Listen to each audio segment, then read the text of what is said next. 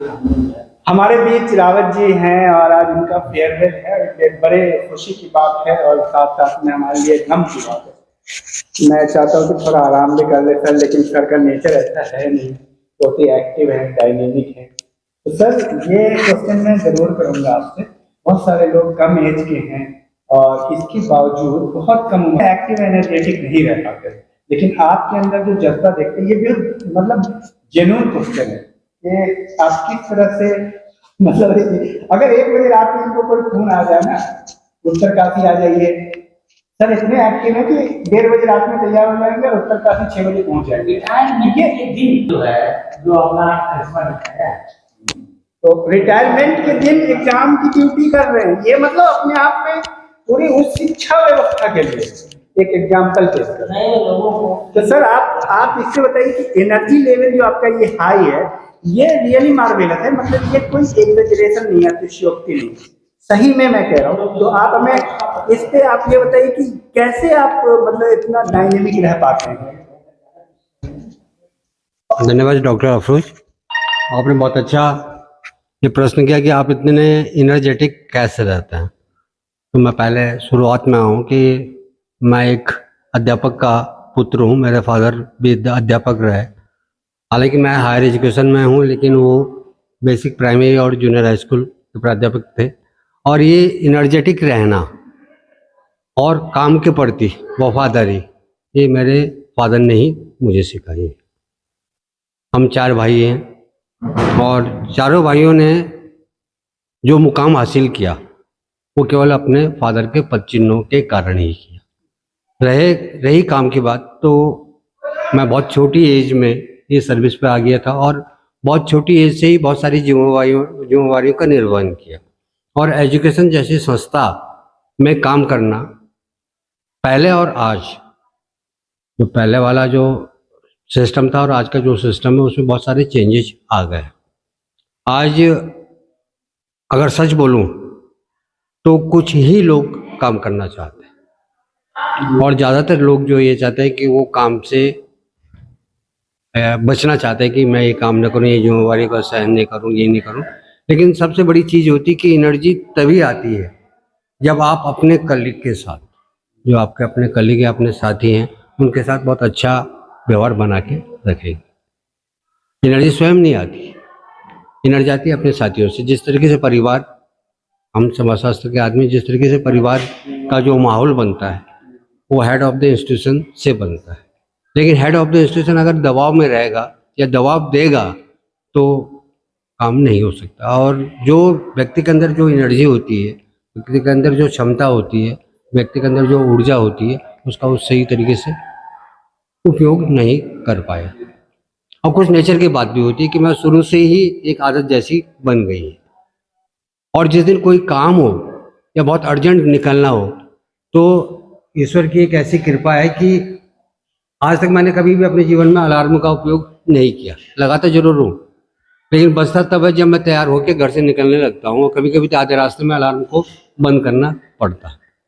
तो एक नेचर में भी शामिल होता है कि आदमी, और ये नहीं है कि आप स्वयं इस चीज़ को देख लीजिए या अपने साथियों से देख लीजिए, जहाँ जिम्मेवारियाँ आती हैं वहाँ आदमी, अगर आप जिम्मेवारियों का निर्वहन दिल से कर रहे हैं, मन से कर रहे हैं और कार्य को अच्छी तरीके से करने के लिए कर रहे हैं, तो बट नेचुरल की एनर्जी स्वतः ही आ जाएगी। जहाँ आप निस्वार्थ रहेंगे, जहाँ आप अधिकार समझेंगे अपना, ये चीज़ें आ जाती है। तो बाकी एनर्जी, भाई ठीक है, हम मानव हैं, ह्यूमन बीइंग है, हमारी शारीरिक क्षमता क्या होती है वो बायोलॉजिकल है, लेकिन बायोलॉजिकल के साथ साथ आप कहीं ना कहीं उसको आप अगर सोशली मेंटेन करते हैं तो बट नेचुरली के बायोलॉजिकली होने के साथ साथ अगर आप सोशली भी उसको कर रहे हैं, सामाजिक रूप से भी उसको कर रहे हैं, तो बट नेचुरल की एनर्जी अपना भी आएगी। ये मेरा मानना है। सर आपका कोई प्रश्न है? सबसे आप सबसे कुछ बात पूछ ले। हाँ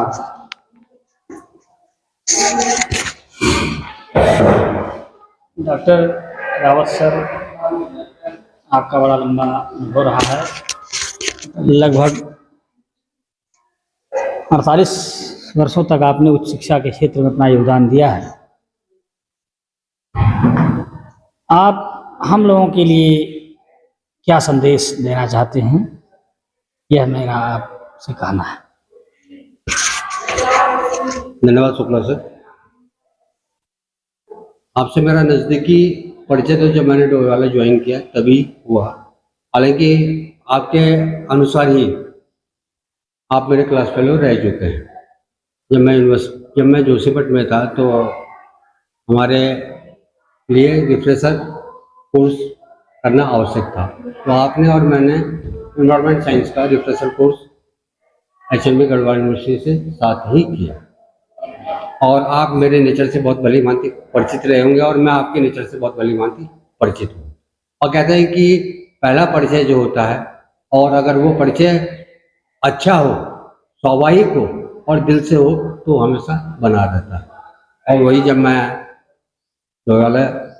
मैंने ज्वाइन किया, हालांकि यहाँ पे मेरे बहुत पुराने साथी भी थे, पुराने परिचित भी थे, और आपके साथ मैं 28 दिन का ही मेरे ख्याल से इन्वायरमेंट साइंस का जो 21 दिन का रिफ्रेशर कोर्स हुआ था, तो 21 दिन में कहने का मतलब कि 1 महीना हम साथ रहना। आपने भी भली भांति मेरे को समझा होगा, मैंने भी आपको समझा होगा। और कहते हैं कि व्यवहार, आदमी का जो व्यवहार होता है तो ये उसका परिचय होता है। मैं 5-6-7 साल वाला आपके साथ रहा, आपके साथ बहुत सारे सुख और दुख आपके हों चाहे मेरे हों, आप मेरे साथ रहे, मैं आपके साथ रहा। लेकिन हाँ, अब आप इसको विशेषता समझे या कहीं ना कहीं मैंने अपने आप को एडजस्ट किया कि चाहे सुख हो या दुख हो, मैंने उनकी परवाह करते हुए, हालांकि मैं इंसान हूँ, कहीं ना कहीं मेरे जीवन में भी आया होगा कि भाई मैं सुखी हूँ या दुखी हूँ, लेकिन मैंने कभी व्यक्त करने की कोशिश नहीं। सुख और दुख तो मानव के एक अंग है, कभी खुशी होती है तो कभी दुख होता है। लेकिन आजकल की जो सोसाइटी, आजकल का जो समाज है, वो आदमी को सुखी देखना कम चाहता है और दुखी देखना या उसके कामों में ज़्यादा इंटरफेयर करना है। आदमी की अच्छाइयाँ निकालना हर कोई नहीं जानता। अगर आपके अंदर अच्छाइयाँ हैं तो कहीं ना कहीं वो आपके अंदर बुराइयाँ ढूंढेगा, आपकी अच्छाई होंगी। तो ये मेरे जीवन के अनुभव में बहुत कुछ कहते हैं कि एक बहुत वैसा शब्द है जिसको खाली में मुझे उपयोग नहीं करना चाहिए, लेकिन मैं उसको उपयोग करता हूँ कि आदमी को अपनी औकात नहीं भूलनी चाहिए। आज हम बहुत ऊंचे स्तर पर भी होंगे, लेकिन अगर हम वो ग्राउंड रूट वाली बात देखें कि हम कहाँ से उठ के आए, और मैं सच्चाई बता रहा हूँ आपको कि मैं तो बहुत ग्राउंड लेवल से उठ के आया। मेरे फादर सिंपली प्राइमरी स्कूल के टीचर थे, बहुत बड़ी जिम्मेवारियाँ थी। एक उनकी लड़की थी, मतलब जिसको मैं अपनी बहन कहूँगा, और 4 हम भाई थे। एक सिंपल से टीचर को, पूरे परिवार को सेटल करना बहुत बड़ी बात होती है, और बहुत छोटे उम्र से। जो बता दो कि जब मैं 6 में पढ़ता था तब मेरी सिस्टर की मैरिज हो चुकी थी। तो वो भी एक बहुत बड़ा अनुभव जीवन में मिलता है कि बहन के साथ कैसे रहा जाता है, और माँ बाप बेटी के साथ कैसे रहते हैं, और जब बेटी किसी दूसरे घर में चली जाती है तो किस तरीके का आवास माँ बाप को होता है, किस तरीके का आवास भाई बहनों को होता है। तो वो सारी चीज़ें मैंने देखी हैं, और जीवन में कहते हैं सच्चाई होती है कि हमारे रहते रहते हैं। और बहुत अच्छा हुआ कि हमारे फादर बहुत लंबी उम्र में 98 ईयर में एक्सपायर हुए। उसके बाद 94 एज में हमारी मदर एक्सपायर हुई। लेकिन हाँ, जीवन का एक बड़ा दुर्भाग्य पल रहा कि मैं अपनी जीवन संगनी के साथ कम समय बिता पाया, लेकिन मेरी वाइफ ने मेरा बहुत साथ दिया। और आज मैं जहाँ भी हूँ उसी की वजह से, क्योंकि ऐसा है कि कहते हैं ना कि परिवार जो बनता है, इंसान की जो किस्मत बनती है, इंसान जब जिस ऊंचाई पर पहुंचता है उसमें पति पत्नी दोनों का हाथ बराबर होता है। और मेरे साथ मेरी पत्नी का पूरा साथ रहा, और आज मेरा परिवार जो भी है वो सारी मेरी पत्नी की देन है। मेरे दोनों बालक फिलहाल सेटल्ड हैं, वो आपको पता है ही, और दोनों मैरिज हो चुकी है, और एक सुखी परिवार के रूप में मैं अपना जीवन व्यतीत कर रहा हूँ। धन्यवाद शुक्ला सर। जहाँ तक रावत सर का जो प्रशासनिक और शैक्षणिक अनुभव है, उसके बारे में मेरा ये मानना है कि रावत सर कभी न थकने वाले इंसान के रूप में जो है हम लोगों के लिए एक उदाहरण के रूप में हैं। रावत जी का हमारे प्रति बड़ा स्नेह रहा है। एक वाकया मैं गिनाऊं, हालांकि रावत जी के बारे में मैं ये कहूँगा कि मैं भी रावत जी के बारे में, उनकी साइकोलॉजी को मैं जानता हूँ। एक बार रावत जी के छोटे वाले लड़के का कार्यक्रम था, तो रावत जी ने कहा कि कॉलेज से 2 लोग हैं, एक आप हैं और एक और कौन हो सकते हैं। तो मैंने जो नाम लिया वही थे। हम 2 लोग उस कार्यक्रम में गए थे, और तो रावत जी की एक खासियत रही कि ये कुछ छिपाते नहीं थे, और इसीलिए रावत जी 65 पहुंच करके, और अभी भी जो है कई एक युवा प्राध्यापकों से ज़्यादा क्षमता रखते हैं, चाहे वह परीक्षा हो, चाहे अनुशासन हो, चाहे वह शैक्षणिक गतिविधियां हों, चाहे वह कोई भी क्षेत्र हो। रावत जी की एक खासियत थी कि अगर नाराज होते थे तो जितना समय, अगर सपोज कीजिए कि वही 1 घंटा तक नाराज हैं, तो आधे घंटे में ही वो पता नहीं कैसे जो है वो नाराजगी का पता नहीं कहाँ चली जाती थी, फिर जो है पता नहीं चलता था कभी ये नाराज हुए थे। ये बहुत बड़ी विशेषता है, क्योंकि बहुत लोग तो उसको गांठ बांध लेते हैं। रावत जी गांठ न बांधने वाले, बल्कि गांठ को खोलने वाले व्यक्तियों में से हैं। तो सर, हम जैसे कि अभी हमारी 9-10 साल सर्विस है, हमारे जो तमाम भाई लोग हैं इनकी बहुत लंबी सेवा है, तो उन लोगों या हम लोगों के बारे में जो है आप क्या संदेश देना चाहिए, मेरा कहने का था। बाकी तो मैक्सिमम चीज़ आप हम लोगों से शेयर करते, हाँ, कि मतलब काम चोरी से बचें या क्या करें क्या न करें। तो ये थोड़ा हमारा आपसे गुजारिश है कि जो है कभी कभी ये होता है कि हम ये काम हमारे लेवल का नहीं है। मैंने देखा है कि जो आपके लेवल से कोसों दूर की चीज़ है वह आप करते हुए जो है पकड़े गए, मतलब कि आप के लेवल से बहुत नीचे का काम था, लेकिन वह महाविद्यालय हित में था, समाज हित में था, और उसमें आप जुटे हुए थे। हम लोग भी कभी कभी जो है सोचते हैं कि रावत जी ऐसा क्यों कर रहे हैं, लेकिन फिर उससे प्रेरणा मिलती है कि जो है हम लोगों को जो रावत जी कर सकते हैं, वाई वी आर नॉट। तो आप लोग जो है रावत जी के चिन्हों पर चलने का प्रयास करें, और जैसा रावत जी रिटायर हुए हैं, टायर नहीं हुए हैं, टायर्ड नहीं है, रिटायर्ड है, टायर्ड नहीं है।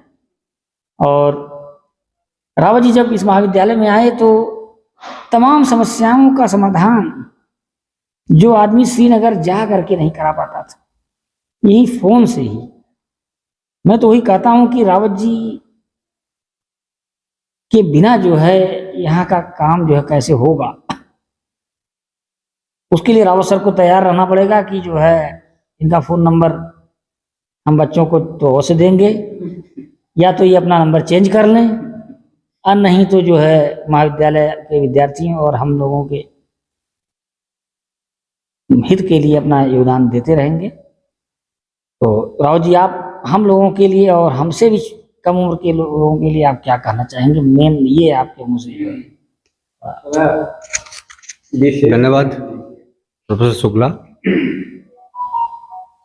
आपने वो बात बोली कि आप जो बच्चों के लिए या जो संस्था के लिए कर रहे हैं वो बच्चों के हित में या जो साथी लोग हैं उनके हित में। आप लोगों की भी बहुत लंबी सर्विस है। मैं एक छोटा सा एग्जांपल बताता हूँ, वहाँ से मैं शुरू करूँगा कि जब मैं बहुत व्यस्त रहता था तो मेरे बालक भी मेरे साथ थे, वो उस टाइम अपनी एजुकेशन ले रहे थे। तो वो कहते थे, यार पापा ये क्या है, तुम ये कर क्या रहे हो? तो मैं कहता था कि बेटा क्या पापा, आप सुबह निकल जाते हो और रात को आते हो, इतनी देर क्या काम होता है? ऐसा तो कुछ काम होता ही नहीं। तो मैं उनसे यही कहता था कि बेटा जिस दिन तुम्हारे ऊपर जिम्मेवारी पड़ेगी उस दिन आपको सब कुछ मालूम हो जाएगा। रही छात्रों की बात, तो मैं कभी ये बात नहीं कहता हूँ कि मैंने छात्रों की कितनी मदद की, कैसे की, क्या की, कैसा हुआ। चाहे वो किसी भी स्ट्रीम का छात्र हो, चाहे साइंस का हो, आर्ट्स का हो, क्योंकि मेरे पास बहुत सारी जिम्मेवारी रही। उत्तरकाशी जब मैं था तो मैं वहाँ पे हॉस्टल वार्डन भी था, 50 स्टूडेंट हॉस्टल में रहते थे। तो वहाँ पे जो बच्चों को मैंने सुविधाएं दी, हालांकि मैं समाजशास्त्र विषय का आदमी हूँ, वहाँ पर साइंस और आर्ट्स, कॉमर्स, अन्य विषयों के बच्चे भी रहते थे, लेकिन उनको उनकी लाइफ को स्वीकार करने के लिए, उनकी लाइफ को बनाने के लिए और एजुकेशन देने के लिए मैंने उनको बहुत सुविधाएं दी।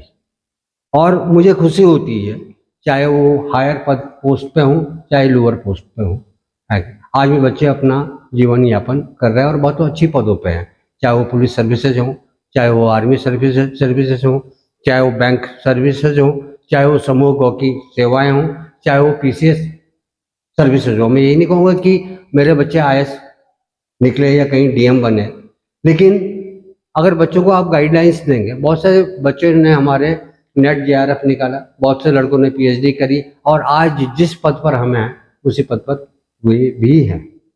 बहुत सारे मेरे स्टूडेंट हैं, बहुत सारे ऊंचे ऊंचे पदों पर जिनको मैंने एजुकेशन दी हुई, और उसके लिए मैं आपके सामने कोई एग्जाम्पल नहीं रखूँगा, आप भली भांति जानते हैं। और बड़ा अच्छा लगता है कि अपने साथ का जिन लोगों को मैंने गाइड किया और जिन लोगों को मैंने एक राह दिखाई, वो आज बहुत ऊंचे पदों पे हैं और इससे उनकी गरिमा तो बनी हुई है, लेकिन मैं समझता हूँ कि उसके साथ साथ मेरी भी कोई ना कोई गरिमा है। और जब मैं उनसे मिलता हूँ तो वो बहुत सारा आदर देते हैं, बहुत सारी इज्जत देते हैं।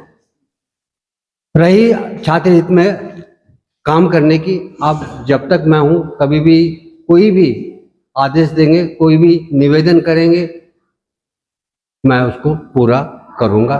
ये मैं आपसे वादा करता हूँ कि छात्र हित में या महाविद्यालय हित में कोई भी कार्य होगा, मैं आपका सहयोग करूँगा। Thank you.